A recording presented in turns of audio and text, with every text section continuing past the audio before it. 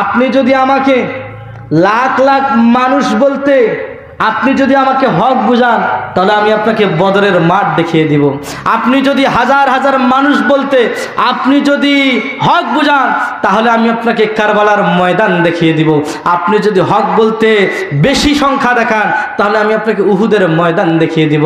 আরে কোথায় ৭২ জন, কোথায় ২২,০০০, আরে এইভাবেই তো কোথায় ৩১৩ জন আর কোথায় হাজার হাজার। হায়, তুমি যদি হক বলতে এটাই বুঝো বেশি সংখ্যা মানুষ, তাহলে তোমার ধারণা ভুল। হক বলতে বেশি সংখ্যা নয়, হক বলতে আশিকে রসুলের মধ্যে, আশিকে রসুলের সিনার মধ্যে প্রেম থাকতে হবে।